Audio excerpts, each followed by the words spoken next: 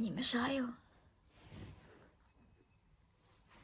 Я тебе не мешаю? Да похуй, я думаю.